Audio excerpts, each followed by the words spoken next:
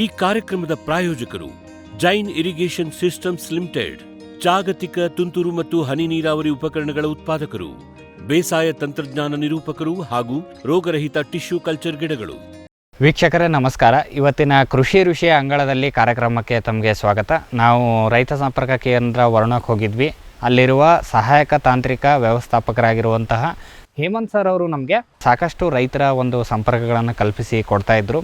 ಅದೇ ನಿಟ್ಟಿನಲ್ಲಿ ನಾವಿವತ್ತು ಮೈಸೂರು ಜಿಲ್ಲೆಯ ಮೈಸೂರು ತಾಲೂಕಿನ ಗೋಪಾಳಪುರ ಎಂಬ ಗ್ರಾಮಕ್ಕೆ ಬಂದಿದ್ದೇವೆ. ಇವತ್ತಿನ ಕಂತಿನಲ್ಲಿ ಸಮಗ್ರ ಕೃಷಿಯನ್ನು ಮಾಡ್ತಿರುವಂಥ ರೈತರಾಗಿರುವಂಥ ಶ್ರೀ ದಿಲೀಪ್ ಸರ್ ಅವ್ರನ್ನ ಮಾತಾಡಿಸಿ ಇವರು ಏನಕ್ಕೆ ಒಂದು ಸಮಗ್ರ ಕೃಷಿಗೆ ಬಂದರು, ಸಮಗ್ರ ಕೃಷಿಯಲ್ಲಿ ಯಾವೆಲ್ಲ ಬೆಳೆಗಳನ್ನು ಮಾಡ್ತಾಯಿದ್ದಾರೆ, ಜೊತೆಗೆ ಹೈನುಗಾರಿಕೆ ಏನಾದರೂ ಮಾಡ್ತಾಯಿದ್ದಾರೆ, ಕುಕ್ಕುಟೋದ್ಯಮ ಕೂಡ ಇವ್ರದ್ದು ಏನಾದರೂ ಇದೆಯಾ ಅನ್ನುವ ಎಲ್ಲ ಮಾಹಿತಿಗಳನ್ನು ಇವರಿಂದ ಕೇಳಿ ತಿಳಿದುಕೊಂಡು ಬರೋಣ ಬನ್ನಿ.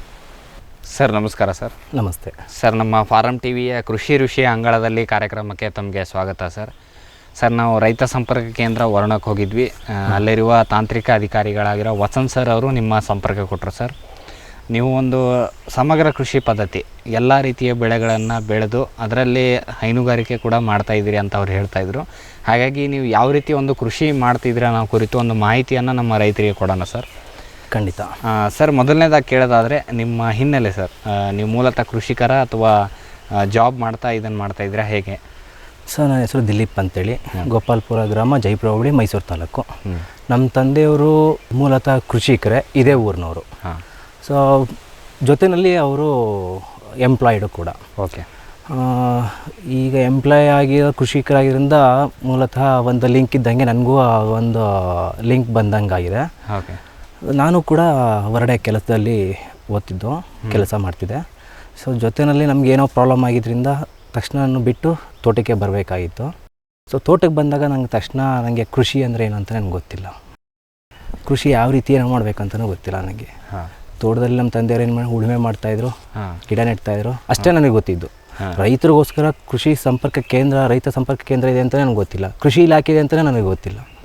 ನನ್ನ ಪಾಡಿಗೆ ನಾನು ಬರಬೇಕು, ನನ್ನ ಕೆಲಸ ಮಾಡಬೇಕು, ಗಿಡ ನೆಡಬೇಕು ಅನ್ನೋದೊಂದು ಅಷ್ಟೇ ಗೊತ್ತಿದ್ದು. ಸೊ ಯಾವ ಗಿಡಕ್ಕೆ ಎಷ್ಟು ಬೆಳಕು ಬೇಕು, ಯಾವ ಥರ ವಾತಾವರಣ ಇರಬೇಕು, ಎಷ್ಟು ಡಿಸ್ಟೆನ್ಸ್ ಇರಬೇಕು, ಇದು ಮಾತ್ರ ನಾನು ತಿಳ್ಕೊಂಡು ಅಷ್ಟು ಮಾತ್ರ ವ್ಯವಸ್ಥೆ ಮಾಡ್ತಾಯಿದ್ದೆ. ಸೊ ಈಗ ನೀವು ಅಂದ್ಕೊಂಡಾಗೇ, ನೀವು ಹೇಳಿದಾಗೇ ಹೇಮಂತ್ ಸರು ಇವಾಗ ವರ್ಣಲ್ಲಿ ಇದ್ದಾರೆ.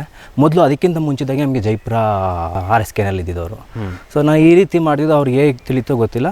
ಸೊ ಇಮಿಡಿಯೇಟ್ ನನ್ನ ಒಂದು ಕಾಂಟ್ಯಾಕ್ಟ್ ತೊಗೊಂಡು ಇಲ್ಲಿಗೆ ಬಂದು ವಿಸಿಟ್ ಮಾಡಿದಾಗೆ ಅವರು. ಸೊ ವಿಸಿಟ್ ಮಾಡಿದ್ಮೇಲೆ ಸ್ಟೆಪ್ ಬೈ ಸ್ಟೆಪ್ ಈ ರೀತಿ ಮಾಡಿದ್ರೆ ಈ ಥರ ಆಗುತ್ತೆ ಅಂತ ನನಗೆ ಒಂದು ತಿಳುವಳಿಕೆ ಕೊಟ್ಟರು. ತಿಳುವಳಿಕೆ ಕೊಟ್ಟ ಮೇಲೆ ನಾನೇನು ಮಾಡಬೇಕು, ಹೌದು ನಮಗೋಸ್ಕರ, ರೈತರಿಗೋಸ್ಕರ ಒಂದು ರೈತ ಸಂಪರ್ಕ ಕೇಂದ್ರ ಇದೆ ಅಂತ ಆವಾಗಲೇ ನಂಗೆ ಗೊತ್ತಾಗಿತ್ತು. ಸೊ ಇವ್ರ ಅನುಕೂಲವನ್ನು ಪಡ್ಕೊಂಡು ನಾವು ಯಾವ ರೀತಿ ಮುಂದುವರಿಬೇಕು ಅನ್ನೋದನ್ನು ತಿಳ್ಕೊಂಡೆ. ಸೊ ಜೊತೆಗೆ ರೈತರು ಬೆಳೆ ಬೆಳೆಯೋದು ಇಂಪಾರ್ಟೆಂಟ್ ಅಲ್ಲ, ತಿಂಗಳ ಆದಾಯ ನೋಡ್ಕೋಬೇಕು, ಮತ್ತು 3 ತಿಂಗಳಿಗೆ ಒಂದು ಆದಾಯ ಬರೋ ಹಾಗೆ ಒಂದು ಬೆಳೆ ಹಾಕೋಬೇಕು. ವಾರ್ಷಿಕ ಬೆಳೆ ಒಂಥರ ಇರಬೇಕು, ಜೊತೆಗೆ ಬಹುವಾರ್ಷಿಕ ಬೆಳೆ.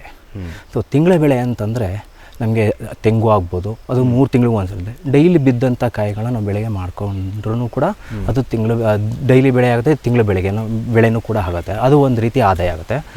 ವರ್ಷಕ್ಕೊಂದ್ಸಲ ಆದಾಯ ಅಂದರೆ ಅಡಿಕೆ ಒಂದು ಹಾಕ್ಕೊಂಡೆ. ಸೊ ವರ್ಷಕ್ಕೆ ಅದ್ರ ಜೊತೆಗೆ ಕಾಫಿ ಇನ್ನೆರಡು ಬೇಕೇ ಬೇಕು. ತೆಂಗಿನ ತೋಟದಲ್ಲಿದ್ದಾಗ ಅಡಿಕೆ ಬೆಳೆದು ಕಡಿಮೆ ಅಂತ ಹೇಳ್ತಾರೆ, ಇಳುವರಿ ಕಡಿಮೆ ಅಂತ ಹೇಳ್ತಾರೆ.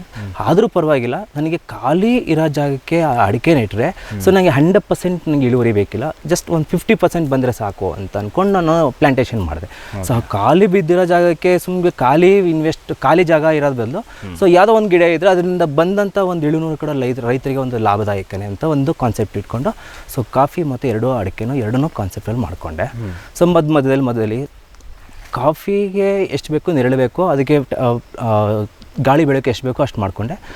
ಅಡಿಕೆಗೆ ಡಿಸ್ಟೆನ್ಸ್ ಜಾಸ್ತಿ ಬೇಕಿತ್ತು, ಅಂದರೆ ಎಲ್ಲರೂ ಒಂದು ಎಕರೆಗೆ 6 ಅಡಿ 8 ಅಡಿ ಹಿಂಗೆ ನೆಡ್ತಾರೆ. ನಾನು ಏನು ಮಾಡಿದೆ 10 ಅಡಿಗೆ ನೆಡ್ತೆ. ಸೊ ಅದಕ್ಕೆ ಗಾಳಿ ಬೆಳಕು ಜಾಸ್ತಿ ಬೇಕಾಗಿರೋದ್ರಿಂದ ಸೊ ಡಿಸ್ಟೆನ್ಸ್ ಮಾಡಿಕೊಂಡು ಆ ಇಳುವರಿಗೆ ಒಂದು 50%, 60%, ಒಂದು 80% ಬರಲಿ ಅನ್ನೋ ಒಂದು ಉದ್ದೇಶದಿಂದ ಮಾಡಿಕೊಂಡೆ. ಇವಾಗ 4 ವರ್ಷ ಆಯಿತು, ಇವಾಗ ಒಂದು ಇಳುವರಿ ಬರ್ತಾ ಇದೆ. ಓಕೆ. ಇನ್ನು ಬಹುವಾರ್ಷಿಕ ಬೆಳೆ ಅಂತಂದರೆ ಶ್ರೀಗಂಧ ಮತ್ತು ಟೀಕು. ಈ ರೀತಿ ಒಂದು ಬಹುವಾರ್ಷಿಕ ಬೆಳೆ ಅಂತಂದರೆ ರೈತರಿಗೆ ಒಂದು ರಿಟೈರ್ಮೆಂಟ್ ಪ್ಲ್ಯಾನ್ ಏನಿರುತ್ತೆ ಆ ಒಂದು ಆದಾಯ ಬರೋಂಥದ್ದು ಟೀಕು ಮತ್ತು ಶ್ರೀಗಂಧ.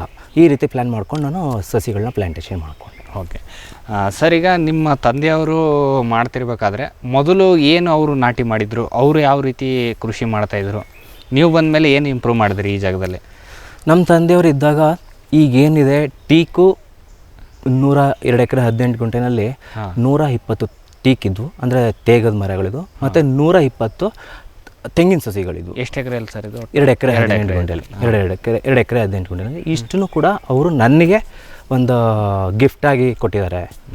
ಸೊ ಜೊತೆಗೆ ನಾನು ಅದೊಂದು ಬಿಟ್ಟು ನಾನು ಇನ್ನೇನಾದ್ರು ಮಾಡಬೇಕನ್ನೋಕ್ಕೋಸ್ಕರ ಅಡಿಕೆ, ಕಾಫಿ, ಶ್ರೀಗಂಧ ಮತ್ತು ಹಣ್ಣಿನ ಗಿಡಗಳು, ಸೊ ಇಷ್ಟನ್ನು ಕೂಡ ಅವರು ಉಳುಮೆ ಮಾಡ್ತಾಯಿದ್ರು, ನಾನು ವಿತೌಟ್ ಉಳುಮೆ. ಓಕೆ. ಅವರು ಎಲ್ಲ ಸ್ವಚ್ಛತೆಗೆ ಇಡ್ತಿದ್ರು, ನಾನು ಒಂದು ಸತ್ತೆ ಬೆಳೆಸಿ ಅದನ್ನೇ ಒಂದು ಮಲ್ಚಿಂಗ್ ಮಾಡಿಕೊಂಡು ಆ ಒಂದು ನೈಸರ್ಗಿಕ ಕೃಷಿ ಥರ ಮಾಡಿಕೊಂಡೆ. ಓಕೆ.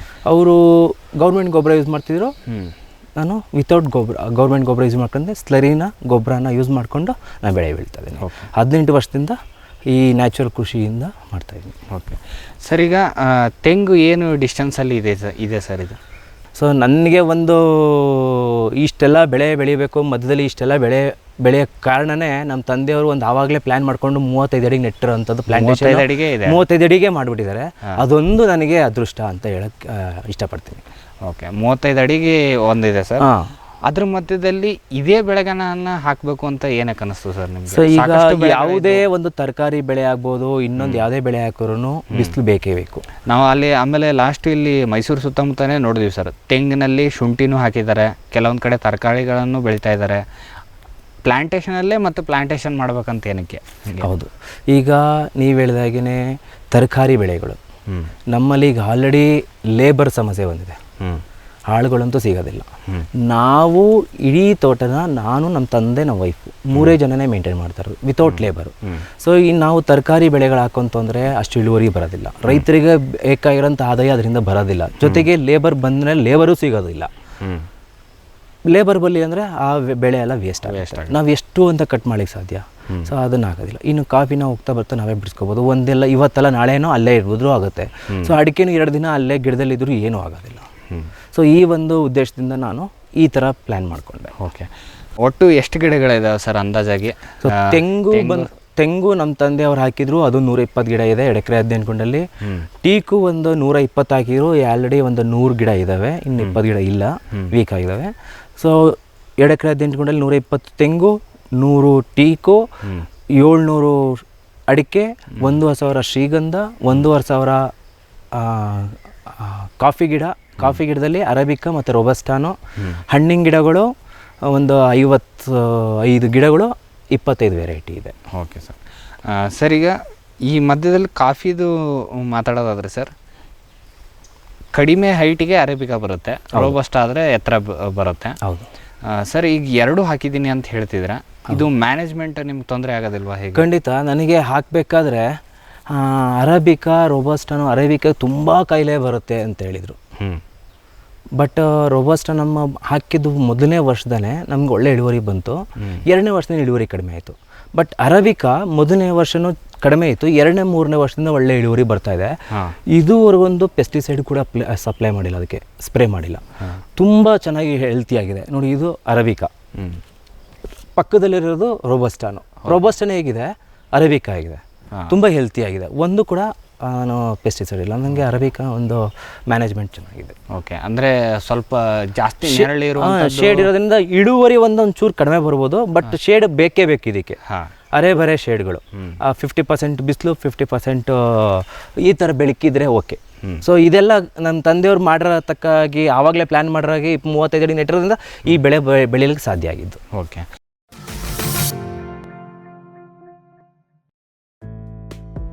ಫಾರ್ಮಿಲಿ ನರ್ಸರಿ, ರೋಗರಹಿತ ಪಣಿಯೂರು 1, 2, 4, 5 ತೇವಂ ಕಾಳು ಮೆಣಸು, ಅಧಿಕ ಇಳುವರಿಯ Chandragiri, F1, Hemavathi, C/R, dwarf robusta coffee ಗಿಡಗಳು, ಕ್ಯಾಡ್ಬರಿ F1 ಹೈಬ್ರಿಡ್ ಕೋಕೋ ಸಸಿಗಳು, ಕಸಿ ಜಾಯಿಕಾಯಿ, ಏಲಕ್ಕಿ, ಚಕ್ಕೆ, ಸಿಲ್ವರ್ ಓಕ್, ಅಡಿಕೆ, ಬಟರ್ ಫ್ರೂಟ್, ಹಲಸು ಮುಂತಾದ ಹಣ್ಣಿನ ಗಿಡಗಳು. ಕಳಂಕರಹಿತ ಬಹುಕಾಲ ಸೇವೆ ನಮ್ಮ ಗುರಿ. Farmily nursery. ವಿಶ್ವದಾದ್ಯಂತ ಪೇಟೆಂಟ್ ಪಡೆದ ನ್ಯಾನೋ ತಂತ್ರಜ್ಞಾನದಲ್ಲಿ ತಯಾರಾದ ನೂವಾಲ್ಗಿ ದ್ರಾವಣ ನುವಾಲ್ಗಿ ಉಪಯೋಗಿಸಿದ ಮೇಲೆ ತುಂಬ ಇಳುವರಿನೂ ಬಂದಿದೆ. ಕಾಳು ಮೆಣಸಿಗಂತೂ ಭಾಳ ಚೆನ್ನಾಗಿ ಬರುತ್ತೆ. ರೇಷ್ಮೆ ಎಲೆನೂ ಚೆನ್ನಾಗಿ ಬರ್ತದೆ. ಗಿಡಗಳು ತುಂಬ ಚೆನ್ನಾಗಿ ಬೆಳವಣಿಗೆ ಆಯಿತು. ಯಾವುದೇ ರಾಸಾಯನಿಕ ಅಥವಾ ವಿಶೇಷ ಗೊಬ್ಬರಗಳ ಗೊಡವೆ ಇಲ್ಲದೆ ಎಲ್ಲ ಬೆಳೆಗಳಲ್ಲಿ ಉತ್ತಮ ಗುಣಮಟ್ಟದ ಅಧಿಕ ಫಸಲನ್ನು ಪಡೆಯಿರಿ. ಯಾವಾಗಲೂ ನನ್ನ ಇರೋವರೆಗೂ ನೀವು ಅಲ್ಲಿಗೆ ಅಂತೂ ಬಿಟ್ಟು ಬಾಳಲ್ಲ ಅಂತ ಒಂದು ಭರವಸೆ ಕೊಡ್ತೀನಿ. ಫ್ಯೂಚರ್ ಬಯೋಟೆಕ್ ಸಾವಯವ ಕೃಷಿಯ ವೇಗವರ್ಧಕ. ಪೋಷಕಾಂಶ ಪೂರೈಕೆಗೆ ಎನ್ಪಿಕೆ ಕಲ್ಚರ್, ವ್ಯಾಮ್, ಪಿಎಸ್ಪಿ ಮತ್ತು ಕೆಎಂಬಿ. ಜೈವಿಕ ರೋಗ ಕೀಟ ನಿಯಂತ್ರಣಕ್ಕೆ ಟ್ರೈಕೋಡರ್ಮಾ, ಸೂಡೋಮನಾಸ್. ಸಾವಯವ ಗೊಬ್ಬರ ಉತ್ಪಾದನೆಗೆ ಕಾಂಪೋಸ್ಟ್ ಕಲ್ಚರ್. ಹೂವು ಕಾಯಿ ಉದುರುವ ಸಮಸ್ಯೆಗೆ ಕಾಮಧೇನು ಮತ್ತು ಸತ್ವ. ಮಣ್ಣಿನ ಆರೋಗ್ಯ ವೃದ್ಧಿಗೆ future biotech, Dharwad. Jain irrigation systems limited ಭಾರತದ ಹನಿ ನೀರಾವರಿ ತಂತ್ರಜ್ಞಾನದ ಪ್ರಥಮ ಪ್ರವರ್ತಕ. ಜಗತ್ತಿನ ಅತಿ ದೊಡ್ಡ ಸ್ಪ್ರಿಂಕ್ಲರ್ಸ್ ಉತ್ಪಾದಕ ಕಂಪನಿ. ಸಂರಕ್ಷಿತ ಕೃಷಿಯಲ್ಲಿ ಹಸಿರು ಮನೆಗಾಗಿ ಮಿಸ್ಟರ್, ಫಾಗರ್, ಫ್ಯಾನ್ ಮತ್ತು ಪ್ಯಾಡ್ ಹಾಗೂ ನೆರಳು ಮನೆ. ಸ್ವಯಂಚಾಲಿತ ನೀರಾವರಿ ವ್ಯವಸ್ಥೆ ಮತ್ತು ರಸಾವರಿ ತಂತ್ರಜ್ಞಾನ. ಕೃಷಿಯಲ್ಲಿ ನೀರಿನ ಸಮರ್ಪಕ ಬಳಕೆ ಹಾಗೂ ಉಳಿತಾಯಕ್ಕೆ ಮತ್ತೊಂದು ಹೆಸರು ಜೈನ್.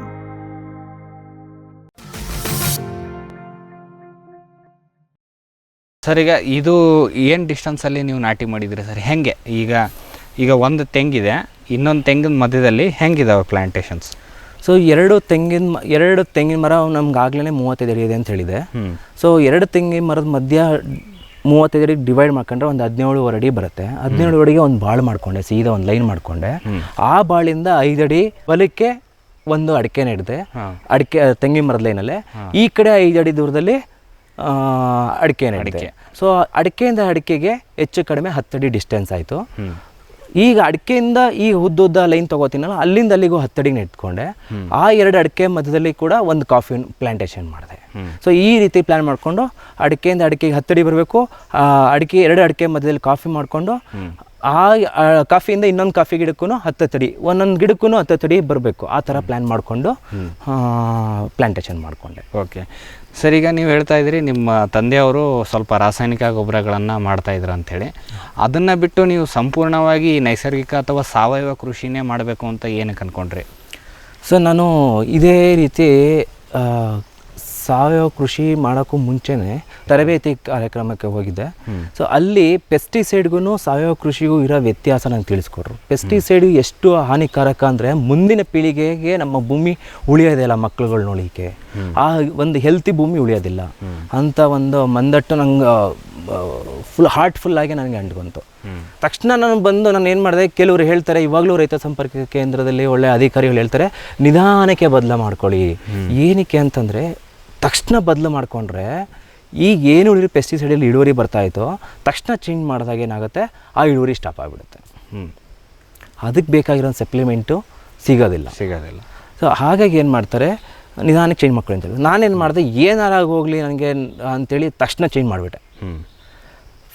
ಹಳೇದು ಏನು ಪವರ್ ಇತ್ತೋ ಅದು 1 ವರ್ಷ ತನಕ ಮ್ಯಾನೇಜ್ ಆಗ್ತು. 1 ವರ್ಷ ಆದಮೇಲೆ ಏನಾಯಿತು, ನಂಗೆ ಇಳುವರಿನೇ ಇರಲಿಲ್ಲ. 1 ವರ್ಷ ಆದಮೇಲೆ ಇಳುವರಿನೇ ಇಲ್ಲ. ಪೆಸ್ಟಿಸೈಡ್ ಯೂಸ್ ಮಾಡ್ಬೇಕಾದ್ರೆ ಹೆಚ್ಚು ಕಡಿಮೆ ಒಂದು 10,000 ಕಾಯಿ ವರ್ಷಕ್ಕೆ ಇರ್ತಿತ್ತು, 120 ತೆಂಗಿನಲ್ಲಿ. 1 ವರ್ಷ ಆದಮೇಲೆ ನೀವು ನಂಬ್ತಿರೇ ಬಿಡ್ತೀರಲ್ಲ, 1 ವರ್ಷಕ್ಕೆ ಬಂದು 1,500 2,000 ಕಾಯಿ ಮಾತ್ರ ಬೆಳೆ ಸ್ಟಾರ್ಟ್ ಆಯಿತು. ಇದು ನನಗೆ ತುಂಬ ಬರ್ಡನ್ ಆಗೋಯ್ತು. ಅಪ್ ಟು ಎಲ್ಲಿವರೆಗೆ 8 ವರ್ಷ ತನಕ ಬರೀ 1,500 2,000 ಕಾಯಿ ಮಾತ್ರ ಅಷ್ಟೇ ನಂಗೆ ಕಾಯಿದ್ದು. ಜೊತೆಯಲ್ಲಿ ಏನು ನೋಡ್ತಾ ಇದ್ದೀರಾ, ಒಂದು ತೆಂಗಿನ ಮರದ ಬುಡದಲ್ಲಿ ಮಲ್ಚು ಡಿಸ್ಟೆನ್ಸ್ ಏನಿದೆ, ನೀವು ಬುಡಕ್ಕೂ ಮತ್ತು ಮೇಡ ಬುಡಕ್ಕೂ ಮಣ್ಣಿಗೂ ನೆಲಕ್ಕೂ ಡಿಸ್ಟೆನ್ಸ್ ಇದೆ, ಒಂದು 2 ಅಡಿ ಡಿಸ್ಟೆನ್ಸ್ ಇದೆ. ಆ 2 ಅಡಿ ಭಾಗ ಏನು ಮಾಡಿದ್ರೆ ನನ್ನ ತಂದೆಯವರು ಇಟ್ಟಿಗೆ ಕುಯ್ಸಲಿಕ್ಕೆ ತೆಗೆದುಬಿಟ್ಟಿದ್ರು. ಓಕೆ, ಆ ಎಫೆಕ್ಟು ನನಗೆ 2 ವರ್ಷ ಆದಮೇಲೆ ಬೀಳ್ತು. ಫಲವತ್ತಾದ ಮಣ್ಣೆಲ್ಲ ಆಲ್ರೆಡಿ ತಗೊಂಡ್ಬಿಟ್ಟಿದ್ದಾರೆ ಇಟ್ಟಿಗೆ ಕಟ್ ಮಾಡಲಿಕ್ಕೆ. ಸೊ ಜೊತೆಗೆ ನಾನೇನು ಮಾಡಿದೆ, ಪೆಸ್ಟಿಸೈಡ್ ಯೂಸ್ ಮಾಡ್ತಿದ್ದು ತಕ್ಷಣ ಸಾವಯವ ಕೃಷಿಗೆ ಬಂದೆ. ಸೊ ಅದು 2 ಏಟು ನನಗೆ ಬಿಡ್ತು. ಆವಾಗ ನನಗೆ ಇಳುವರಿನೇ ಇಲ್ದಂಗೆ ಆಯಿತು. ಸೊ ತಕ್ಷಣ ಏನು ಮಾಡಿದೆ, ನನಗೆ ಹೈನುಗಾರಿಕೆ ಮಾಡಬೇಕಿತ್ತು. ಈಗ ವಿತೌಟ್ ಇನ್ವೆಸ್ಟ್ಮೆಂಟು ನಾನು ಗೊಬ್ಬರ ತೊಗೊಂಡು ಮಾಡ್ತಾನೆ ವರ್ಷಕ್ಕೆ 2 ಲಕ್ಷ ರೂಪಾಯಿ ಮಾತ್ರ ಗೊಬ್ಬರ ಹಾಕಲೇಬೇಕು, 2 ಎಕರೆ 15 ಗುಂಟೆಗೆ. ನನಗೆ ಅಷ್ಟೊಂದು ಬಂಡವಾಳ ಹಾಕ್ಲಿಕ್ಕೆ ಆಗ್ತಿರಲಿಲ್ಲ. ತಕ್ಷಣ ಏನು ಮಾಡಿದೆ, ಲೋನ್ ಮಾಡಿಸಿ ಹೈನುಗಾರಿಕೆ ಸ್ಟಾರ್ಟ್ ಮಾಡಿದೆ. ಹೈನುಗಾರಿಕೆಯಿಂದ ಬಂದಂಥ 35 ಹಸು ಪ್ರಾರಂಭದಲ್ಲಿ ಮಾಡಿದ್ದು. 35 ಹಸುವಿಂದ ಬಂದಂಥ ಹೈನುಗಾರಿಕೆ ಗೊಬ್ಬರನ ಡೈರೆಕ್ಟ್ ಕರೆಕ್ಟಾಗಿ ಕಲಸಿ ಒಂದೊಂದು 30 ಪಾತಿ ಮಾಡಿಕೊಂಡೆ. 2 ಎಕರೆ 18ಗೆ 30 ಪಾತಿ ಥರ ಮಾಡಿಕೊಂಡು ಒಂದೊಂದು ಪಾತಿಗೂ ಒಂದೊಂದು ದಿನ ಅಷ್ಟೂ ಗೊಬ್ಬರನೂ ಕಲಸಿ ಫುಲ್ ಬಗಡನ ಬಿಡಿಸ್ಬಿಡ್ತಾಯಿದ್ದೆ. 1 ತಿಂಗಳು 1 ರೌಂಡು. ಓಕೆ. ವರ್ಷ ಪೂರ್ತಿ ಹಿಂಗೆ ಮಾಡಿ 6 ವರ್ಷ ಕಂಟಿನ್ಯೂಸ್ ಮಾಡಿದೆ. 8ನೇ ವರ್ಷದಿಂದ ನನಗೆ ನಂಬ್ತೀರ ಬಿಡ್ತಿರೋ ವರ್ಷಕ್ಕೆ 15,000 ಕಾಯಿ ಬೀಳ್ತಾಯಿದೆ. ಮೊದಲು ಏನು ಮಾಡ್ತಿದ್ರೆ ಅದಕ್ಕಿಂತ ಹೆಚ್ಚಿಗೆ 10,000 ಬೀಳ್ತಿದೆ. ಈಗ 5,000 ಜಾಸ್ತಿನೇ ಎಕ್ಸ್ಟ್ರಾ ಬೀಳ್ತಾಯಿದೆ ವಿಥೌಟ್ ಇನ್ವೆಸ್ಟ್ಮೆಂಟ್. ಓಕೆ. ಜೊತೆಗೆ ಏನು ಮಾಡ್ತೀವಿ, ಸತ್ಯ ಬೆಳೆಸ್ತೀನಿ, ಬ್ರಷ್ ಕಟ್ಟಲ್ಲಿ ಹೊಡೆದು ಅಲ್ಲೇ ಮಲ್ಚಿಂಗ್ ಮಾಡಿ 2 ವರ್ಷಕ್ಕೊಂದ್ಸಮಯ ಈ ಥರ ಮಲ್ಚಿಂಗ್ ಮಾಡಿದ ಗೊಬ್ಬರನ ಗಿಡಕ್ಕೆ, ಕಾಫಿ ಗಿಡಕ್ಕೆ ಆಗ್ಬೋದು, ಅಡಿಕೆ ಗಿಡಕ್ಕೆ ಅದೇ ಗೊಬ್ಬರನ ತೆಗೆದು ಮಣ್ಣು ಸಮೇತನೇ ದಿಂಡ ಕಡಿಸ್ತೀನಿ. ಈಗ ಶುಂಠಿಗೆ ಯಾವ ರೀತಿ ನಾವು ಬೆಡ್ ಕಡಿಸ್ತೀವೋ ಅದೇ ರೀತಿ ಗಿಡಗಳಿಗೆ ನಾವು ಬೆಡ್ ಕಡಿಸ್ತೀವಿ, ಅದೇ ಗೊಬ್ಬರ ಮಿಕ್ಸ್ ಮಾಡಿಬಿಟ್ಟು. ಸೊ ನಾವು ಗೊಬ್ಬರಕ್ಕೆ, ಗಿಡಕ್ಕೆ ಅಂತೇಳಿ ಒಂದು ಇಡೀ ಕೊಟ್ಟಿಗೆ ಗೊಬ್ಬರನೂ ಹಾಕೋದಿಲ್ಲ, ಮಣ್ಣನ್ನೇ ಗೊಬ್ಬರ ಮಾಡ್ತೀವಿ. ಅದೇ ಮಣ್ಣನ್ನು ಗೊಬ್ಬರ ರೂಪದಲ್ಲಿ ಗಿಡಗಳಿಗೆ ಕೊಡ್ತೀವಿ. ಅದು ತೆಂಗಿಗೆ ಆಗ್ಬೋದು, ಅಡಿಕೆಗೆ ಆಗ್ಬೋದು, ಕಾಫಿಗೆ ಆಗ್ಬೋದು, ಶ್ರೀಗಂಧಗೆ ಆಗ್ಬೋದು. ಸೊ ಈ ಥರ ಮಾಡ್ಕೊಂಡಿದ್ದೀವಿ. ಸರ್, ಈಗ ಇಷ್ಟೆಲ್ಲ ನೀವು ಬೆಳೆಗಳನ್ನು ಹಾಕಿದಾಗ ನೀರಿನ ನಿರ್ವಹಣೆ ಸರ್ ಪ್ರಮುಖವಾಗಿ. ಯಾಕಂದರೆ ಈ ಕಾಫಿ ಅಂತೂ ಸ್ಪ್ರಿಂಕ್ಲರ್ ಕೊಟ್ಟಂಗೆ ಹೂ ಬಿಡುತ್ತೆ, ಕಾಯಿ ಕಚ್ಕೊಳ್ಳುತ್ತೆ. ಅದು ಈ ನಮ್ಮ ಮಲೆನಾಡು ಭಾಗದಲ್ಲೆಲ್ಲ ಮಾರ್ಚ್ ಏಪ್ರಿಲಿಂದ ಶುರು ಮಾಡ್ಕೊತಾರೆ. ಆಮೇಲೆ ಅಡಿಕೆದು ಅದಕ್ಕಿಂತ ಮೊದಲೇ ಇಳುವರಿ ಕಟ್ ಮಾಡಿರ್ತೀರ. ಸ್ವಲ್ಪ ನೀರಿನ ವ್ಯತ್ಯಾಸ, ಹೆಚ್ಚು ಕಡಿಮೆ ಮ್ಯಾನೇಜ್ಮೆಂಟ್ ಹೆಂಗೆ ಅಂತ, ಇದರಲ್ಲಿ ಹೆಚ್ಚು ಕಡಿಮೆ ಆಗೋದಿಲ್ವ ಅಂತ? ಹೌದು, ಖಂಡಿತ ಆಗುತ್ತೆ. ನಾನು ಮೊದಲು ಕೆಲಸ ಬಿಟ್ಟು ನಮ್ಮ ತೋಟಕ್ಕೆ ಬಂದಾಗ ನೀವು ನಂಬ್ತಿರೋ ಬಿಡ್ತಿರೋ, ಇವತ್ತು ಹಾಯಿಸಿದ ನೀರು ನಾಳೆನೇ ಇರ್ತಿಲ್ಲ, ಫುಲ್ ಡ್ರೈ. ಏನಕ್ಕೆ ಅಂದರೆ ಅವತ್ತು ಕೆಮಿಕಲ್ ಯೂಸ್ ಮಾಡ್ತಿದ್ದ ಭೂಮಿ ಫುಲ್ ಬರ್ಡಂಗೆ ಆಗ್ಬಿಡ್ತಿತ್ತು. ಎಷ್ಟು ನೀರು ಹಾಕಿದ್ರು ಕೂಡ ಡ್ರೈ ಆಗ್ತಾಯಿತ್ತು. ಆದರೆ ಇವತ್ತು ನೀವು ನಂಬೋದಿಲ್ಲ, 1 ತಿಂಗಳಾದರೂ ಕೂಡ ಇವತ್ತು ಕೊಟ್ಟಿದ್ದ ನೀರು ಇನ್ನೊಂದು ತಿಂಗಳಿಗೆ ನಾನು ಈ ಗಿಡಕ್ಕೆ ಇವತ್ತು ಕೊಟ್ಟಿದ್ದೀನಿ ಅಂದರೆ ಇನ್ನು ನೆಕ್ಸ್ಟ್ 1ನೇ ತಾರೀಕಿನೇ ಈ ಗಿಡಕ್ಕೆ ನೀರು ಬರೋಂಥದ್ದು. ಓಕೆ. ನಾನು 30 ಪಾತಿ ಮಾಡಿದ್ದೀನಿ. 30 ಪಾತಿಗೂ ಕೂಡ ಒಂದೊಂದು ದಿನ ನೀರು ಹಾಯಿಸ್ತೀನಿ. ಇವತ್ತು 1ನೇ ತಾರೀಕು ಈ ಪಾತಿಗೆ ಒಂದು ಪಾತಿಗೆ ನೀರು ಸ್ಲರಿ ಬಿಡ್ತೀನಿ ಅಂತಂದರೆ ಅದ್ರ ಆಪೋಸಿಟ್ ಸೈಡಲ್ಲಿ ನೀರು ಬಿಟ್ಟಿರ್ತೀನಿ. 31ನೇ ತಾರೀಕು ಆಪೋಸಿಟ್ ಡೈರೆಕ್ಟಲ್ಲಿ ನೀರು. ಸೊ ಹಿಂಗೆ ರೊಟೇಷನ್ ಬರ್ತಾ ಇರುತ್ತೆ. ನೀರು ಒಂದು ಕಡೆ, ಸ್ಲರಿ ಒಂದು ಕಡೆ, ಈ ಥರ. ನೀರು ಒಂದು ಕಡೆಯಿಂದ ಬಂದರೆ 30 ದಿನ ಬೇಕು ಒಂದು ಗಿಡಕ್ಕೆ ಬರಬೇಕು ಅಂದರೆ, ಇನ್ನೊಂದು ಕಡೆಯಿಂದ ಸ್ಲರಿನೂ ಒಂದು ಗಿಡಕ್ಕೆ ಬರಬೇಕಂದ್ರೆ 30 ದಿನ ಬೇಕು. ಈ ರೀತಿ ಒಂದು ಪ್ಲ್ಯಾನ್ ಮಾಡ್ಕೊಂಡೆ. ಬಟ್ ಎಲ್ಲ ನೀರು ಹಾಯಿಸೋದಾಗಲಿ ಸ್ಪ್ರಿಂಕ್ಲರ್ ಕಟ್ಟೋದಾಗಲಿ ಮಾಡ್ತಾರೆ. ಆದರೆ ನಾನೇನು ಮಾಡಿದೆ ಅಂದರೆ ಕಾಫಿ ಗಿಡಕ್ಕೇ ಸ್ಪ್ರಿಂಕ್ಲರ್ ಫಿಟ್ ಮಾಡಿಬಿಟ್ಟಿದ್ದೀನಿ.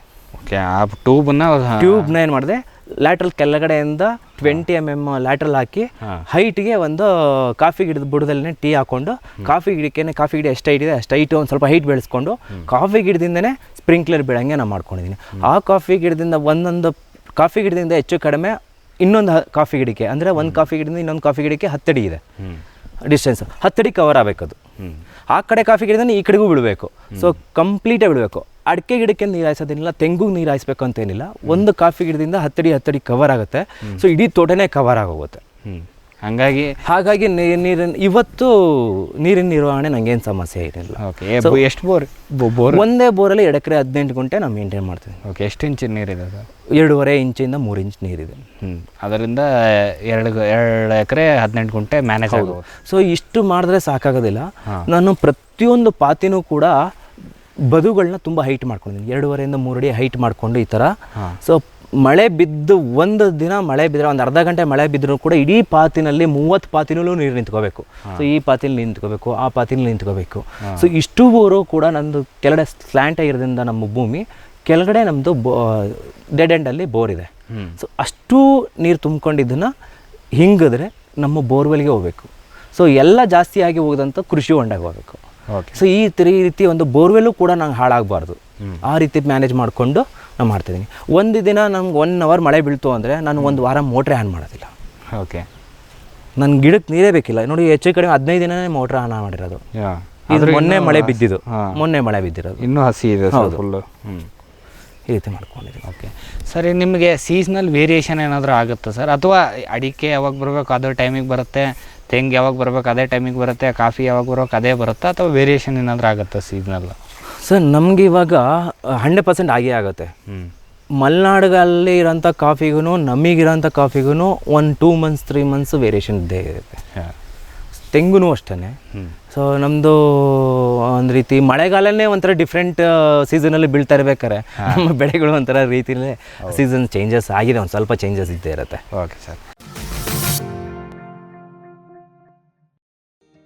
ಕಲ್ಪತರು ಫಾರ್ಮ್ ಮತ್ತು ನರ್ಸರಿ ಹಲವು ತಳಿಗಳ ಕಾಳುಮೆಣಸು, ಕಾಫಿ, ಜಾಯ್ಕಾಯಿ, ಏಲಕ್ಕಿ, ಕೋಕೋ ಸಸಿಗಳು, ಮಿಯಾಜಾಕಿ ಮಾವು, ಜಪಾನೀಸ್ ರೆಡ್ ಸೀಬೆ, ಸೀಡ್ಲೆಸ್ ಹಲಸು, ಮೆಕೆಡೇಮಿಯಾ ಕಸಿ ಮುಂತಾದ ವಿಶೇಷ ಗಿಡಗಳು, ಅಡಿಕೆ, ತೆಂಗು, ಬಟರ್ಫ್ರೂಟ್, ಸೇಬು, ಅಪ್ಪೇಮಿಡಿ ಇತ್ಯಾದಿ, ಶ್ರೀಗಂಧ, ಸಿಲ್ವರ್ ಓಕ್, ರಕ್ತಚಂದನ. ಕಲ್ಪತರು ಫಾರ್ಮ್ ಮತ್ತು ನರ್ಸರಿ, ಶಿವಮೊಗ್ಗ. ಜೈನ್ಸ್ ಜಗತ್ತಿನ ಅತಿದೊಡ್ಡ ಅಂಗಾಂಶ ಕೃಷಿ ಪ್ರಯೋಗಾಲಯ ಹಾಗೂ ಟಿಸಿ ಗಿಡಗಳ ಉತ್ಪಾದಕರು. ಸಮೃದ್ಧ ಇಳುವರಿಗೆ ಜೈನ್ ಜೀನೇನ್, ಯಾಲಕ್ಕಿ, ನೇಂದ್ರನ್ ಹಾಗೂ ಕೆಂಪು ಬಾಳೆ ಸಸಿಗಳು, ದಾಳಿಂಬೆ, ಭಗವತಳಿಯ ರೋಗಮುಕ್ತ ಸಸಿಗಳು, ಲಕ್ನೋ 49 ಪೇರಳೆ, ಸ್ಟ್ರಾಬೆರಿ ಇತ್ಯಾದಿ ಗಿಡಗಳು ಯೋಗ್ಯ ಬೆಲೆಯಲ್ಲಿ. ಅಂಗಾಂಶ ಕೃಷಿಯ ಜಾಗತಿಕ ಬ್ರ್ಯಾಂಡ್ ಜೈನ್. ಗ್ರೀನ್ ಪ್ಲಾಸ್ಟ್ ಐಎಸ್ಐ ಪ್ರಮಾಣೀಕೃತ ಪರಿಶುದ್ಧ HDPE ಜಿಯೋ ಮೆಂಬ್ರೇನ್ ಪಾಂಡ್ ಲೈನರ್ಗಳು ಕೃಷಿ ಹೊಂಡ, ಕೆರೆ, ಕಾಲುವೆ, ಮೀನುಕೊಳ, ಸ್ಪಿರುಲಿನಾ ಹೊಂಡಗಳಿಗೆ ಬೇಕಾದ ಆಕಾರ ಮತ್ತು ವಿಸ್ತೀರ್ಣಗಳಲ್ಲಿ ಸರ್ಕಾರದ ಸಬ್ಸಿಡಿ ಯೋಜನೆಯಡಿ ಲಭ್ಯ. 100% ಪುನರ್ಬಳಕೆ, ಯುವಿ ಮತ್ತು ಒಡಕು ನಿರೋಧಕ, ಪಕ್ಕಾ ಜೋಡಣೆ, 5 ವರ್ಷಗಳ ಲಿಖಿತ ವಾರಂಟಿ. ಗ್ರೀನ್ ಪ್ಲಾಸ್ಟ್. ಸಮೃದ್ಧ ಸಾವಯವ ಗೊಬ್ಬರ, ಎಂಎಸ್ಜಿಪಿ ಮತ್ತು ಕೆಸಿಡಿಸಿ ಉತ್ಪಾದನೆ, ಫಾರ್ಮ್ ಟಿವಿಯಿಂದ ಸರಬರಾಜು. ಅತಿ ಕಡಿಮೆ ಬೆಲೆಗೆ ಅತ್ಯುತ್ತಮ ಗೊಬ್ಬರ. ಇಲ್ಲ ಭಾರಲೋಹ, ಕೃಷಿ ವಿಶ್ವವಿದ್ಯಾಲಯದಿಂದ ಪರೀಕ್ಷಿತ. ಸಾವಯವ ಇಂಗಾಲ, NPK, PH, EC ಎಲ್ಲ ನಿಗದಿತ ಮಿತಿಯಲ್ಲಿ. ಅಡಿಕೆ, ತೆಂಗು, ಬಾಳೆ, ಕಾಫಿ, ದಾಳಿಂಬೆ, ದ್ರಾಕ್ಷಿ, ಕಬ್ಬು, ಭತ್ತ, ಜೋಳ, ಹತ್ತಿ ಹೀಗೆ ಎಲ್ಲಾ ಬೆಳೆಗಳಿಗೂ ಪ್ರಶಸ್ತ. ಜೀವಂತ ಮಣ್ಣು, ಸಮೃದ್ಧ ಬೆಳೆ, ಅತ್ಯಧಿಕ ಲಾಭಕ್ಕೆ ಬಳಸಿ ಸಿಟಿ ಕಾಂಪೋಸ್ಟ್. ಸರ್, ಈಗ ಇಷ್ಟೊಂದೆಲ್ಲ ನೀವು ಭೂಮಿನ ಸಾವಯವದಲ್ಲೇ ಮಾಡ್ತಿರೋದ್ರಿಂದ ಏನು ಬರೀ ಸ್ಲರಿ ಒಂದೇ ಕೊಡ್ತೀರಾ, ಹೇಗೆ? ಸೊ ಸ್ಲರಿ ಒಂದೇ ಅನ್ನೋಕ್ಕಿಂತ ನಾವು ಹಸುಗಳ ಕೊಟ್ಟಿಗೆಯಿಂದ ತೊಳೆದಂಥ ನೀರು, ಸೊ ಹಸುವಿನ ಗಂಧ, ಮತ್ತು ಅದಕ್ಕೆ ಈ ಹಾಲಿಂದು ಪಾತ್ರೆಗಳನ್ನ ತೊಳೆದಿರೋಂಥದ್ದು, ಹಾಲಿನ ಕ್ಯಾನ್ ತೊಳೆದಿರೋ ಎಲ್ಲ ಅದರೊಳಗಡೆ ಮಲ್ಚಿಂಗ್ ಬಿಟ್ಬಿಡ್ತೀವಿ. ಸೊ ಇವತ್ತು ಎಲ್ಲ ಒಂದು ಕಡೆ ಶೇಖರಣೆ ಆಗಿರೋದನ್ನು ನಾಳೆ ನಾವು ಅದನ್ನು ಸ್ಲರಿ ಮುಖಾಂತರ ಆಚೆ ಬಿಟ್ಬಿಡ್ತೀವಿ. ಸೊ ಜೊತೆಗೆ ಎಲೆ ಗೊಬ್ಬರಗಳು ಈ ಆಲ್ರೆಡಿ ಸತ್ತೆ ಬೆಳೆದಿದೆ ಅಂತ ಹೇಳ್ತೀವಲ್ಲ, ಸತ್ತೆ ಬೆಳೆದಿರೋದನ್ನ ಅದನ್ನು ಒಂದು ಅಡಿ 2 ಅಡಿ ಎಷ್ಟು ಬೆಳೆಸ್ತೀವಿ, ಆಮೇಲೆ ಬ್ರಷ್ ಕಡೆಲ್ಲ ಹೊಡೆದು ಅಲ್ಲೇ ಬಿಡ್ತೀವಿ. ಸೊ ಅಲ್ಲಿ ಬಿಟ್ಟಾದ್ಮೇಲೆ ಅದ್ರ ಮೇಲೆ ತಿರ್ಗಾ ಸ್ಲರಿ ಬಿಡ್ತಾ ಇರ್ತೀವಿ. ಸೊ ಈ ಥರ 2 ವರ್ಷ ತನಕ ಕಂಟಿನ್ಯೂಸ್ ರನ್ ಆಗಿ 2 ವರ್ಷದ ಮೇಲೆ ಕ್ಲೀನಾಗಿ ಅದನ್ನು ಪವರ್ ಟಿಲ್ಲರ್, ಯಾವುದೇ ಕಾರಣಕ್ಕೂ ಹೆವಿ ಟ್ರ್ಯಾಕ್ಟರ್ನ ಒಳಗೆ ಇಳಿಸೋದಿಲ್ಲ. ಮಿನಿ ಟ್ರ್ಯಾಕ್ಟರಲ್ಲಿ ಮಿನಿ ಟಿಲ್ಲರಲ್ಲಿ ಅದನ್ನ ರೋಟೋವೇಟರ್ ಮಾಡಿ ಆಮೇಲೆ ದಿಂಡು ಕಡಿಸ್ತೀವಿ. ಅದೇ ಮಣ್ಣೆ ಎತ್ತಿ ಗಿಡ ಬುಡಕ್ಕೆ ಎತ್ತಾಕ್ತೀವಿ. ಓಕೆ ಸರ್, ಇದು ಹೆಂಗೆ ಪ್ಲ್ಯಾನ್ ಮಾಡಿದ್ರೆ ಸರ್? ಅಂದರೆ ತೋಟಕ್ಕೆ 2 ಎಕರೆ ತೋಟಕ್ಕೂ ಸ್ಲರಿದು ಹೆಂಗೆ ಪೈಪ್ಲೈನ್ಸ್ ಇದಾವ, ಹೆಂಗೆ? ಇಲ್ಲ, ಪೈಪ್ಲೈನ್ ಅಂತಂದರೆ ಇದು ಬಗಡ ಬರೋದ್ರಿಂದ ಪೈಪ್ಲೈನ್ ಮಾಡ್ತಂದ್ರೆ ಒಳಗಡೆ ಬ್ಲಾಕ್ ಆಗೋ ಚಾನ್ಸಸ್ ಜಾಸ್ತಿ ಇರುತ್ತೆ. ಈ ಸ್ಪ್ರಿಂಕ್ಲರ್ ಪೈಪು ನಮಗೆ RSK ಕಡೆಯಿಂದ ನಮಗೆ ಕೊಡ್ತಾರೆ. ನಾವೇನು ಮಾಡ್ತೀವಿ, ನಮ್ಮ ಕೊಟ್ಟಿಗೆ ಹೈಟಲ್ಲಿ ಮಾಡಿಕೊಂಡೆ ಎಲ್ಲ ಪ್ಲ್ಯಾನ್, ನಮ್ಮ ಕೃಷಿ ಮಾಡಬೇಕು ಅಂತಂದರೆ ಎಲ್ಲ ಪ್ಲ್ಯಾನ್ ಮಾಡಿಕೊಂಡ್ರೆ ನಮಗೆ ಖರ್ಚು ಉಳಿತಾಯ. ಏನಾದ್ರು ನಮ್ಮ ಕೊಟ್ಟಿಗೆನ ಹೈಟ್ ಪ್ಲೇಸಲ್ಲಿ ಮಾಡ್ಕೊಳ್ಳೋದಂತಲೇ ತಳಭಾಗದಲ್ಲಿ ಮಾಡ್ಕೊಂಡ್ರೆ ಎಲ್ಲ ಸ್ಲರಿನೂ ಪಂಪ್ ಮಾಡಬೇಕಾಗ್ತಿತ್ತು, ಎಲ್ಲ ಬಕೆಟಲ್ಲಿ ಎತ್ಕೊಂಡು ಬಿಡಬೇಕಾಗಿತ್ತು. ಸೊ ಅದಕ್ಕೇನು ಮಾಡಿದೆ, ನಾನು ಫಸ್ಟೇ ಹೈಟಲ್ಲಿ ಮಾಡಿಕೊಂಡೆ. ಅಲ್ಲಿ ಗೇಟ್ಫಲ್ಲಿ ತಿರ್ಸ್ರೆ ಸಾಕು, ಸೀದಾ ಪೈಪ್ ಮುಖಾಂತರ ಬಂದು ಬಿದ್ದೋಗ್ಬೇಕು. ಇಲ್ಲಾಂದರೆ ಪಂಪ್ ಕೆಳಗಡೆ ಏನೋ ಕೊಟ್ಟಿಗೆ ಕೆಳಗಡೆ ಇತ್ತು ಅಂತಂದರೆ ಪಂಪ್ ಮಾಡೋಕ್ಕೂ ಡೀಸೆಲ್ ಖರ್ಚು ಮಾಡಬೇಕು, ಹೌದು, ಪೆಟ್ರೋಲ್ ಖರ್ಚು ಮಾಡಬೇಕು, ಇಲ್ಲ ಆಳುಗಳು ಇನ್ವೆಸ್ಟ್ ಮಾಡಬೇಕು, ಎಲ್ಲ ನ್ಯಾಷನಲ್ ವೇಸ್ಟು. ನಾವು ರೈತರುಗಳು ಕೃಷಿನಲ್ಲಿ ಎಷ್ಟು ನಾವು ಉಳಿತಾಯ ಮಾಡ್ತೀವೋ ಅಷ್ಟು ಲಾಭ. ಓಕೆ ಸರ್, ಪೈಪ್ ಮುಖಾಂತರ ಲ್ಯಾಟ್ರಲ್ಸ್ ಇದಾವೆ? ಮತ್ತು ಲ್ಯಾಟ್ರಲ್ ಹಾಕೋಂಗಿಲ್ಲ, 2 ಇಂಚ್ ಪೈಪ್ ಇದೆ. ಆ 2 ಇಂಚ್ ಪೈಪನಲ್ಲೇ ಇಲ್ಲಿ ಬಿಟ್ಟರೆ ಇಷ್ಟು ಅಗ್ಲಕ್ಕೂ ಹೋಗೋ ತನಕ ಬಿಟ್ಕೊಳ್ತೀವಿ. ನೆಕ್ಸ್ಟ್ ಅಲ್ಲಿ ಪೈಪ್ ಎತ್ತು ಮಾಡ್ತೀವಿ, ಅಷ್ಟು ಅಗ್ಲೂ ಬಿಡುತ್ತೆ. ಪೈಪ್ ಮುಖಾಂತರ ಒಂದೊಂದು ಪಾತಿಗೆ ಹೌದು, ಇಲ್ಲಿ ಬಿಟ್ಟರೆ ಇಲ್ಲಿ ಪೂರ್ತಿ ತುಂಬ್ಕೊಳ್ಳುತ್ತೆ. ಸೊ ಇಲ್ಲಿ ಬಿಟ್ಟರೆ ಇಲ್ಲಿ ಹಿಂಗೆ ತುಂಬ್ಕೊಳ್ಳುತ್ತೆ. ಸೊ ಆ ರೀತಿ ಪೂರ್ತಿನೂ ಹಂಗೆ ಮಾಡ್ಕೊಂಡಿದ್ದೀವಿ. Okay sir. ಸರ್, ಈಗ ಇಷ್ಟೆಲ್ಲ ಕಂಜೆಸ್ಟೆಡ್ ಏರಿಯಾ ಇರೋದ್ರಿಂದ ರೋಗ ಕೀಟಗಳ ಸಮಸ್ಯೆ ಹೆಂಗೆ ನಿಮಗೆ? ಸರ್, ನಾನು ರೋಗ ಅಂದರೆ ಏನೋ ನನಗೆ ಗೊತ್ತಾಗ್ತಾ ಇಲ್ಲ. ರೋಗ ಯಾವ ರೀತಿ ಬರುತ್ತೆ ಅನ್ನೋದು ನನಗೆ ಗೊತ್ತಿಲ್ಲ. ಆ್ಯಕ್ಚುಲಿ ನೋಡ್ತಾ ಇದ್ದೀರಾ ನೀವು, ಈ ಎಲ್ಲ ಗಿಡಗಳು ಎಷ್ಟು ಹೆಲ್ತಿಯಾಗಿದೆ ಅಂತ ನೀವೇ ಅಬ್ಸರ್ವ್ ಮಾಡ್ಬೋದು. ಕಾಫಿ ಗಿಡಕ್ಕೆ ರೋಗ ಬಂದ್ಬಿಡುತ್ತೆ ಅಂತ ಹೇಳಿದ್ರು. ಫಾರ್ ಎಕ್ಸಾಂಪಲ್ ಇದಕ್ಕೆ ಅರೇಬಿಕಾಗೆ ರೋಗ ಜಾಸ್ತಿ ಅಂತ ಹೇಳಿದ್ರು. ಇದಕ್ಕೆ ಯಾವ ರೀತಿ ರೋಗ ಬರುತ್ತೆ ಅನ್ನೋದು ನನಗೆ ಅಬ್ಸರ್ವ್ ಮಾಡೋಕ್ಕಾಗ್ತಾ ಇಲ್ಲ. ಓಕೆ, ಎಲ್ಲ ಚೆನ್ನಾಗಿದೆ, ಎಲ್ಲ ಚೆನ್ನಾಗಿದೆ. ಇಲ್ಲಿವರೆಗೂ ಏನು ಸ್ಪ್ರೇ ಏನು ಒಂದು ಸ್ಪ್ರೇನೇ ಮಾಡಿಲ್ಲ. ಓಕೆ, ಒಂದು ವೇಳೆ ಏನಾದ್ರು ನನ್ನ ಹತ್ರ ಒಂದು ವೇಳೆ ಏನಾದ್ರು ಹಳದಿ ಬಣ್ಣ ಬಂತು ಅಂತಂದರೆ ಹುಳಿ ಮಜ್ಜಿಗೆ, ನಾವು ಬೆಣ್ಣೆ ತೆಗಿತಾನೆ ಇರ್ತೀವಿ, ಹುಳಿ ಮಜ್ಜಿಗೆ ಸ್ಪ್ರೇ ಮಾಡ್ತೀವಿ, ಜೊತೆಗೆ ಹಸುವಿನ ಗಂಧ, ಇವೆರಡು ಬಿಟ್ಟರೆ ಯಾವುದೇ ಕಾರಣಕ್ಕೂ ಏನೂ ಸ್ಪ್ರೇ ಮಾಡೋದು. Okay sir. ಸರ್, ಈಗ ನೀವು ಇಷ್ಟೆಲ್ಲ ಮಾಡ್ತಾ ಇದ್ದೀರಾ ಸರ್, ಈಗ ಎಲ್ಲ ಸಮಗ್ರ ಕೃಷಿ ಇದೆ, ನಿಮ್ಮ ದಿನಚರಿ ಹೆಂಗೆ? ನೀವು ಯಾವಾಗ ಹೇಳ್ತೀರಾ, ಏನೆಲ್ಲ ಮಾಡ್ತೀರಾ ಬೆಳಗ್ಗೆಯಿಂದ ಸಂಜೆವರೆಗೂ? ಸೊ ನಾವು ಮೊದಲೇ ಹೇಳ್ದಂಗೆ ಹೈನುಗಾರಿಕೆಯೊಂದಿಗೆ ಸಮಗ್ರ ಸಾವಯವ ಕೃಷಿ ಅಂತ ಹೇಳಿದೆ ನಾನು ನಿಮಗೆ. ಹೈನುಗಾರಿಕೆ ಇದ್ಮೇಲೆ ನೀವು ಅಂದ್ಕೊಂಡಂಗೆ 6 ಗಂಟೆಗೆ ಎದ್ದೇಳೋದು 8 ಗಂಟೆಗೆ ಎದ್ದೇಳೋರು ಆಗೋದಿಲ್ಲ ಕೆಲಸ. ಹೌದು. ಸೊ ನಾನು ಹಾಲನ್ನ ಕರೆದು ಡೈರಿಗೆ ಹಾಕೋದಿಲ್ಲ. ಬೆಳಿಗ್ಗೆ 3:30-4 ಗಂಟೆಗೆ ಎದ್ದರೆ ಹಾಲನ್ನ ಕರೆದು ಅದನ್ನ ಬಾಟ್ಲಿಗೆ ಫಿಲ್ ಮಾಡಿ ಚಿಲ್ಡ್ ಮಾಡಿ ಹೋಮ್ ಡೆಲಿವರಿ ಕೊಡ್ತೀವಿ ಮೈಸೂರಿಗೆ. ಓಕೆ, ನಿಮ್ಮ direct home delivery? Home delivery, bottle ಮುಖಾಂತರ ಬಾಟ್ಲ್ ಫಿಲ್ ಮಾಡಿ ಡೈರೆಕ್ಟ್ ಹೋಮ್ ಡೆಲಿವರಿ ಕೊಡ್ತೀವಿ. ಹೋಮ್ ಡೆಲಿವರಿ ಕೊಟ್ಟು ಬೆಳಿಗ್ಗೆ 5:30ಗೆ ಮನೆ ಬಿಟ್ಟರೆ ಚಿಲ್ಡ್ ಮಾಡೋಕ್ಕೆ 1 ಅವರ್ ಆದರೂ ಬೇಕೇ ಬೇಕು. 1 ಅವರ್ ಚಿಲ್ಡ್ ಮಾಡಿ ಫ್ರಿಜ್ಜಲ್ಲಿ, ಆನಂತರ ಅದನ್ನ ತಿರ್ಗಾ ಬ್ಯಾಗ್ ಫಿಲ್ ಮಾಡಿಕೊಂಡು ಬ್ಯಾಗ್ ಮುಖಾಂತರ ನಮ್ಮ ಮನೆಗೆ ಡೆಲಿವರಿ ಕೊಟ್ಟು 35 ಮನೆ ಕೊಡ್ತೀನಿ. ಅಪ್ ಟು ಶ್ರೀರಾಮ್ಪುರದಿಂದ ಹಿಡಿದು ಹೆಬ್ಬಾಳ್ ತನಕನೂ ಇದ್ದಾರೆ ನನ್ನ ಕಸ್ಟಮರು. ಜಿನಿಯನ್ ಕಸ್ಟಮರ್ಗೆ ಮಾತ್ರ ನಾನು ಡೆಲಿವರಿ ಕೊಡ್ತೀನಿ, ಯಾರೋ ಕೇಳ್ಬಿಟ್ಟು ಯಾರಿಗೂ ಕೊಡೋದಿಲ್ಲ. ಸೊ ಡೆಲಿವರಿ ಕೊಟ್ಟು ನಾನು ಇಲ್ಲಿಗೆ ಬರೋಷ್ಟರಲ್ಲಿ 8:30 ಆಗುತ್ತೆ. ತಿರ್ಗಾ ನಮ್ಮ ಮಕ್ಳನ್ನ ಕರ್ಕೊಂಡೋಗಿ ಸ್ಕೂಲಿಗೆ ಬಿಟ್ಟು ಸ್ಕೂಲಿಂದ ಬಂದು ತಿಂಡಿ ತಿಂದು ಒಂದು ಸ್ವಲ್ಪ ಹೊತ್ತು ರೆಸ್ಟ್ ಮಾಡಿ ಹಿಂಗೆ ಹಸುಗಳಿಗೆ ಎತ್ತ ಪ್ರಕಾರ ಹುಲ್ಲು ಕೊಯ್ದು ಇನ್ನೇನಾದ್ರು ಪ್ರೋಗ್ರಾಮ್ಗಳಿತ್ತು ಪ್ರೋಗ್ರಾಮ್ ಕೆಲಸ ಮುಗಿಸ್ಕೊಳ್ಳೋದು, ಇಲ್ಲಾಂದರೆ ಆರಾಮ್ಸೆ ರೆಸ್ಟ್ ಮಾಡೋದು.